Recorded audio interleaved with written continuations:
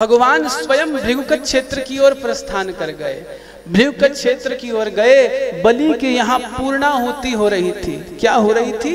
पूर्णाहुति हो रही थी महाराज। और पूर्णाहुति का समय था।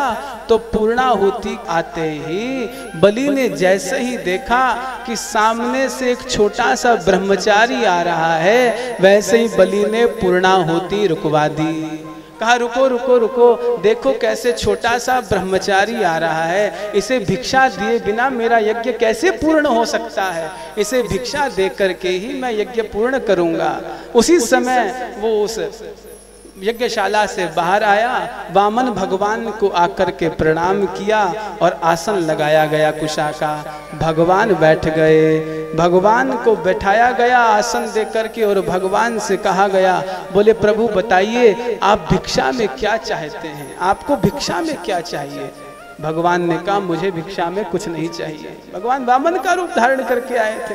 बोले हमें भिक्षा में कुछ भी नहीं चाहिए। बोले नहीं नहीं, मेरा नाम बलि है और आज तक जो कोई आया है वो बिना भिक्षा लिए नहीं गया, तो बिना भिक्षा के तो आपको कैसे जाने दूंगा, बताइए क्या भिक्षा लेंगे? भगवान ने कहा मुझे कोई भिक्षा नहीं चाहिए। बोले नहीं नहीं, भिक्षा लेनी पड़ेगी। बहुत ज्यादा अनुनय विनय करने पर इसने कहा कोई सोने का महल बना दूं, कोई बड़ा आश्रम बनवा दूं जिसमें आप वेद विद्यालय चला ले में, आप ब्राह्मणों का भरण पोषण कर ले में। बार बार अनुनय विनय किया, किंतु भगवान ने मना कर दिया।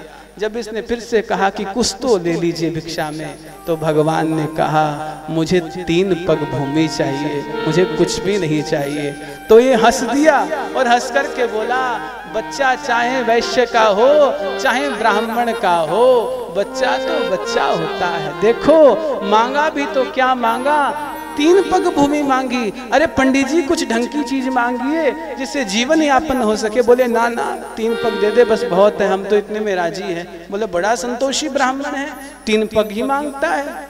कहा ठीक है ले लीजिए, बताइए कहाँ लेंगे? बोले जहां तुम दोगे, संकल्प कीजिए। गुरुजी आए दौड़ करके अंदर से बाहर, शुक्राचार्य जी महाराज दौड़ करके आए, हाथ पकड़ा। बोले क्या कर रहा है? संकल्प करवा रहा हूँ। किस चीज का? बोले 3 पग भूमि का। बोले अंदर चल मेरे साथ में। अंदर लेके गए पकड़ करके। एसह वै रोचन है सा वह रोचन है साक्षात भगवान विष्णु रव्यय।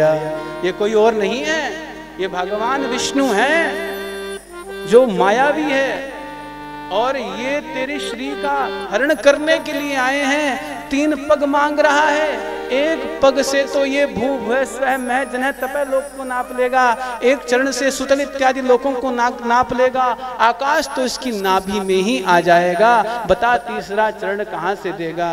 तेरा समूल नाश कर देगा। ये कैसा कार्य कर रहा है मुझसे पूछे बिना?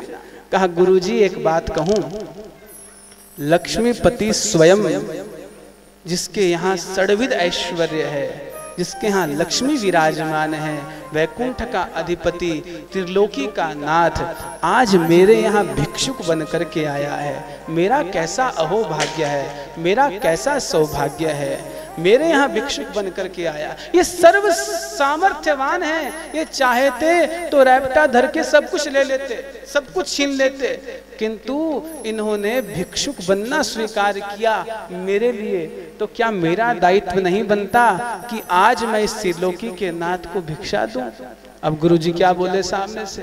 गुरुजी ने बहुत समझाया पर ये नहीं माना, भावुक हो गया, बाहर आ गया, बैठ गया। बोले गुरुजी संकल्प कीजिए। भगवान ने जल दिया हाथ में। राम झारी से जल निकालना चाहा तो शुक्राचार्य जी महाराज चेला के प्रति, भाई देखो गुरु का प्रेम तो होता ही है, तो शुक्राचार्य जी महाराज वो राम झारी की जो नली बनी रहती है टोंटी, उसमें आकर के बैठ गए। बोले पानी ही बाहर नहीं आएगा तो संकल्प कैसे होगा? भीतर आके बैठ गए। अब भगवान ने कई बार हिलाया, पानी बाहर नहीं आया। तो भगवान तो बालक है ना छोटे से, तो लीला तो करेंगे ही। भगवान ने अपने आसन से कुशा का एक सरकंडा निकाला और निकाल करके उस राम झारी के भीतर मारा। बोलिए भक्तवत्सल भगवान की। और जैसे ही भगवान ने वो अंदर वो सरकंडा लगाया, वैसे ही गुरुजी की आंख फूट गई। लेत है कोई देत है कोई, और शुक्र ने आंख अकारण कोई। दान कोई कर रहा है, दान कोई ले रहा है, भय किसी और को हो रहा है। बोले सेठांगा इतनी जमीन दान करे, तेरे पेट में क्यों दर्द हुआ भाई? दान करे तो करने दे बेचारा ना। बोले फलानियों मंदिर बनावे, तेरा पेट में क्यों दर्द हो है, करन से कोई कराते। तो ये होता है शुक्राचार्य वाला हाथ, दान कोई कर रहा है, ले कोई रहा है, और इनकी आंख ऐसे ही फूट गई महाराज। शुक्राचार्य जी लोटे से निकल के भागे, बोले तू जाने, तेरा काम जाने, मुझे मतलब नहीं है।